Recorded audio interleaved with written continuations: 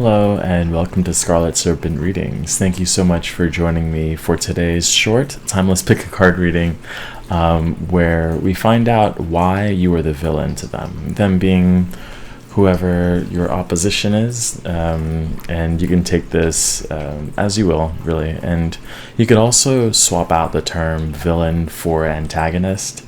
But we're going to look at you as an antagonistic force. Kind of your strengths, why you are so intimidating in a way, and we'll just take it from there. This is meant to be a more fun, lighthearted reading, but also, as always, at least somewhat insightful, right? So I have 3 cards that you can choose from, and they're all face down, so I'm gonna see what they are with you. Pile 1 is going to be this card. Pile 2,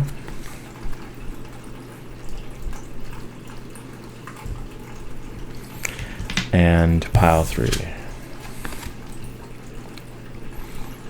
And of course, I'm going to have all of these images up on the screen right now. And if you need some more time, you can always pause the video to go ahead and meditate or do what you need to in order to choose a pile, and that's going to be, as always, in the description. But yeah, otherwise I'm looking forward to this one, and I'll see you at your reading. Hi, pile 1. If you chose this card, this is going to be your reading on why are you the villain to them. And with this card being a card of Durga, Kali emerges from the third eye, and well, that's the story, and that's the best way that I'm gonna put it, honestly. But I could, in terms of this reading and why they see you as the villain, I think you come across as a being of divine justice, but from the outside, it can be scary. I could see you almost as a being who's embraced your shadow, and just that the idea of someone who's embraced darkness or something like that, it can be seen as well, their lack of understanding of what this spiritual work entails kind of makes them withdraw in fear. And I think in a sense you're a villain and they're just afraid of your power, and that's what makes you villainous, is in a deep way, really. You've gone underground into the occult, and I don't think you need to tell people for that energy to seep through you. I think it's more of a mild discomfort that they're like, this person's kind of big boss energy, big with the lightning as well in the background, a force that would only instill fear upon, well, within the context of the story and the card, demons. Like, it's like their inner shadow is afraid of you because you've integrated all aspects of yourself into a divine warrior, truly epitomizing justice and freedom. And it's kind of a weird contrast to them to kind of energetically notice or take note of this almost dense protection around you and inside of you, while still being fun and lighthearted and having a playful energy. It's just, they see you as a villain mostly because they don't understand who you are, and they are unfamiliar with that heavier energy. And that's not to say that well, you have a dark energy or anything like that. It's more of a secure energy, if that makes sense. It's like roots that are dug deep within your soul, and I think that connection is just something that this opposition just doesn't understand that well. I think they are also afraid of embracing or looking at their own inner shadow. So I have a few extra cards, again, like super quick. This is a quick reading. Why are you the villain? And what's interesting is we're seeing Osiris show up, and there's this death vibe with the Four of Swords. I showed you the card, but I didn't even bother telling you, so my my apologies. But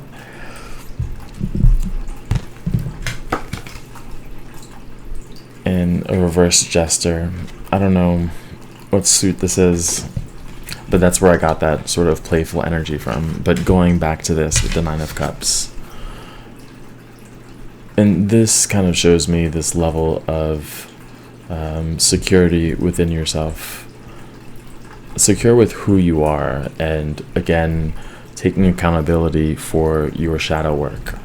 And this is where this Osiris card comes from, the death and resurrection. You've changed a lot.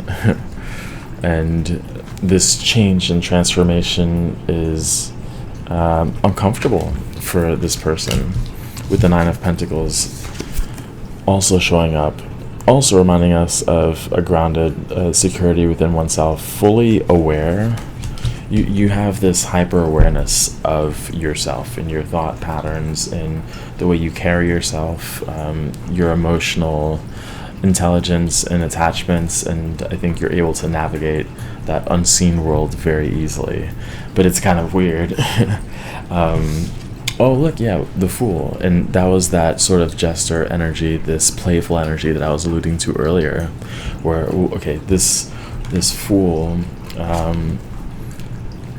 energetically speaking, one that's really close with the divine, with spirit, outside of all of the numbers,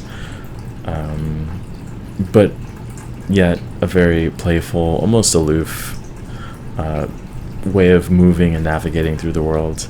And that is partly because of the trust and confidence that you have with your own wisdom and your own knowledge, even if that knowledge is hidden in your shadow, in your subconscious.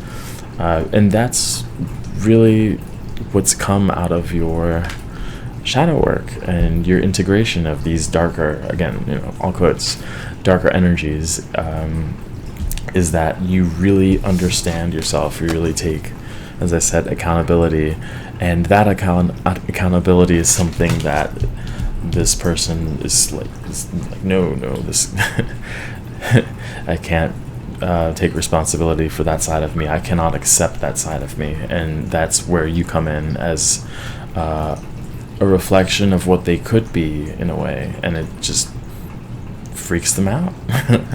But yeah, I'm gonna end the reading there. This is meant to be fairly short, quick, to the point, fun. Let me know what you thought, and I appreciate your support, and I look forward to seeing you in the next reading. Take care. Hi, Pile 2. If you chose this card, this is going to be your reading on why you're the villain to them. Them being anyone that's on your mind, really, or someone that you find as an opposition, and what makes you kind of the antagonist to this person. And straight away, the energy is pretty clear, is that you have a very powerful root chakra with this card, and also a very strong sexual energy, so solar plexus as well. And this energy allows you to really manifest your desires very quickly, in a way that seems almost uncanny. But this reminds me of the Queen of Wands, where there's this vibrancy, there's this magnetism that grabs people's attention, whether you want it or not. It's very natural. I could imagine almost them turning their heads to you. And sometimes when people do that, they project like attitude and judgment, where they look up and down at you, that sort of thing. And even if you don't feel that's the case, like you might feel like you're dismissing this attractiveness.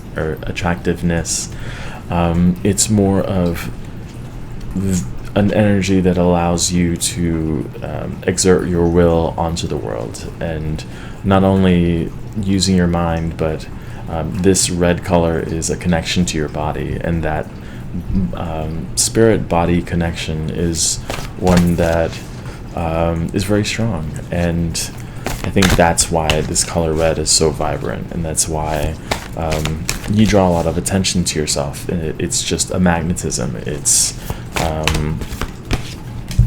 a connection to the earth. Oh yeah, and we're seeing that with more pentacles. 6 of Pentacles and this B card, which I am going to have to look up because I don't know what it's supposed to be, but I actually don't feel like looking at the book right now. And I'll show you this B card too, where you sting.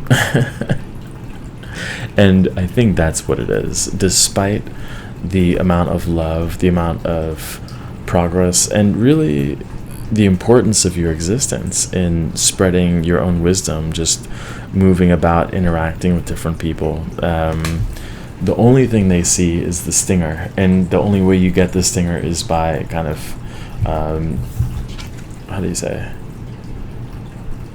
I don't know, just bothering the bee. It's done by approaching it. It's done by ignoring their boundaries, or I should say your boundaries. The sting is, I mean, not that everyone who's ever been stung by a bee deserves it, but there's that connection to the bees, imagining that you have, and that fear that is a lot of times irrational. It's just the fear of what might happen as opposed to what's happening. And then we have the 6 of Pentacles, and I think it's appropriate because it is a card of the moon. Oh look, I had it upside down. I'm not doing a reverse in this reading, but it's a dragon, and that excites me. That's all I have to say about the dragon, actually. But I could imagine that that dragon being very imposing, and that's just your energy, very big, bold, and yeah, with the solar plexus, that sexual energy again. It's the fire. That's what it is.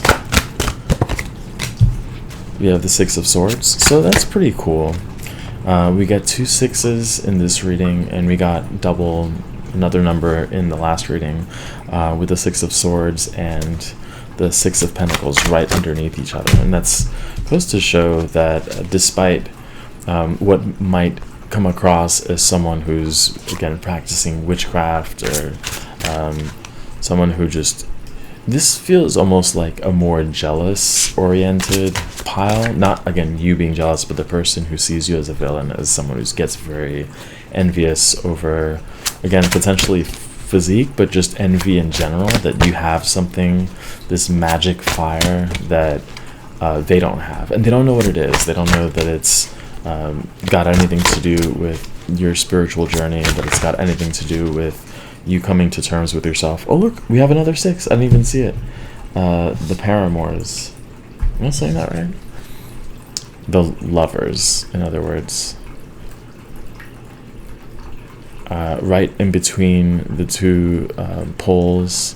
So very centered, very loving. And that's the center of this reading. We have the number 26 here as well, which comes up to 8, which is kind of where that power source comes from. So even with your connection to your body, even with your rooted nature, your power source is your heart center. It's your love of self. And that self-love is something that they have been rejecting. I could almost see this person as someone who gives too much and expects, it's like a barter system. It's like, a person who gives a gift and they don't say it, but in that back of their mind, they're like, oh, if anyone saw The Office, there was, wow, this is kind of random and specific, but an episode where Dwight buys everybody bagels for the office, and it's only for the reason that he wants everyone to owe him something. And so he gives bagel to Michael, and then he's like, he's closing the door, and he says, "Oh, by the way, you owe me." And then he walks away. I could imagine this person being that type of being giving, but just because they think karma is gonna, I mean, it kind of does, but the intention is to get something back, and that's not how you are. The sacred grove. And this is that red coming through again. You treat yourself as a sacred being. You treat your mind and your body as a sacred being, and that's really what attracts people to you. And that's why this is so interesting.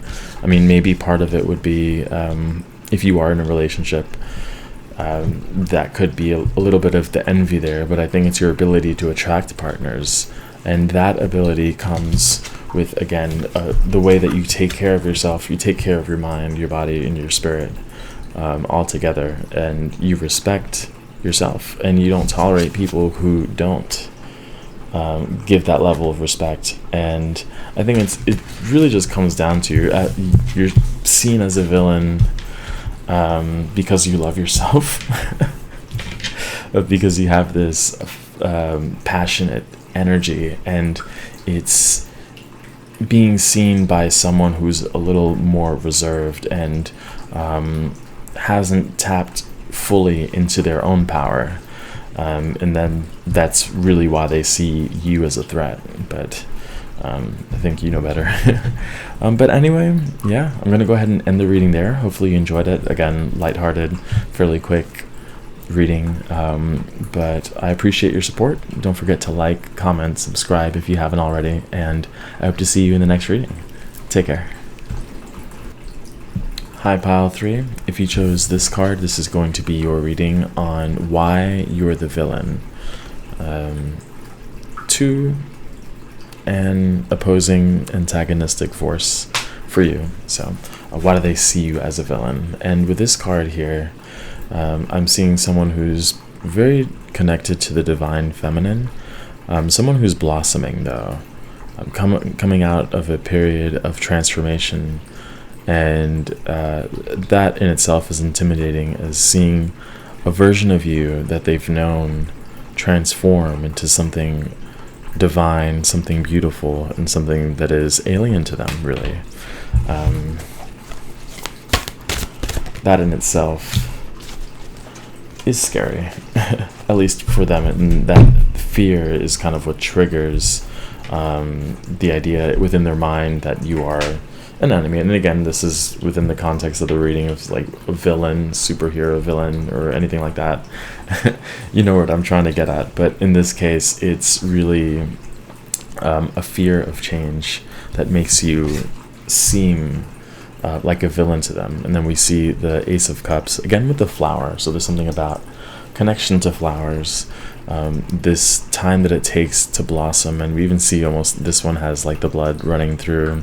I'm imagining a rose bush with the thorns, you know, where it is beautiful but not to be touched. And I'm kind of seeing that with you in a way where you're not approachable because you have very dense boundaries from your spirit team, as the reason for that being that you're sensitive, empathic, in an empathic sense. So again, these energies can easily throw you off guard, or even make you dizzy, or get overwhelmed by other people's emotions. And that's why that barrier is there. And they don't understand that, as someone who, at least from their perspective, how they see you as someone who doesn't always want to go out, or kind of keeps to themselves. That mysterious nature just adds to their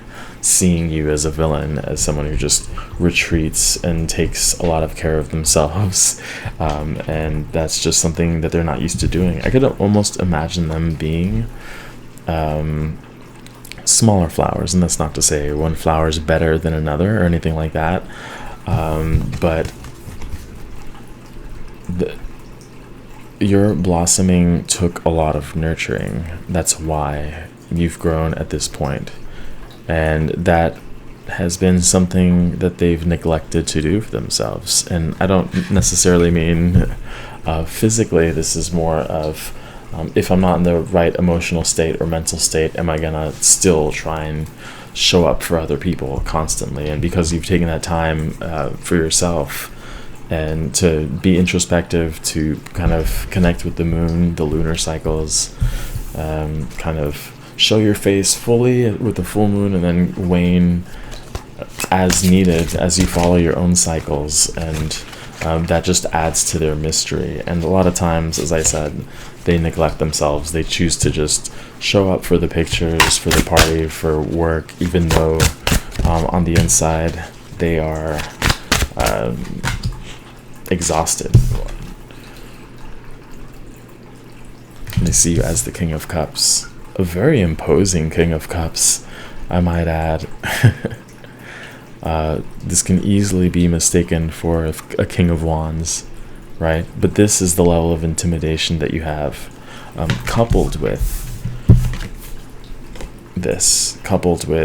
a delicacy that's hidden within you. And both of these parts of yourself are felt, at least energetically, by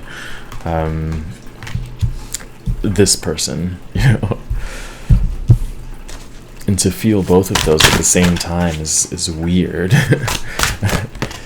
To have someone so delicate, light, and beautiful spiritually, and then at the same time have a strong emotional boundaries in general, where you're just not willing to give too much of your own cup to other people. And that might be something that they're used to getting from their own friends, from their family, people who are just willing to give even though they don't have enough, or just someone who likes attention and you don't give them that attention constantly. I see with the 12, the Martyr, the Hanged Man being here, and luminescence with the number 18, with the moon showing up. This stillness and mysterious nature to you, connected to quite literally the night. And I think that's like just the idea of shadow, just the idea of night and quiet. And I think you value quiet, and that's something that they're not used to. Imagining someone who just needs to always be talking to someone, or talking, or having the news on in the background, or just noise constantly. And when you show up in silence, you don't just start conversation willy-nilly just to fill the room with noise, and that makes them uncomfortable, and that makes you, again, not like in a strong way like a villain, but someone mysterious, cloak and dagger. I could imagine if you were a villain in the Marvel universe, it'd be for them similar to a hybrid of Mystique and Nightcrawler. It's a cool name too, Nightcrawler, with all the blue here. Actually, yeah, she's blue. This is Nightcrawler energy. And Mystique, shape-shifting, extremely powerful, moving in and out of the realms.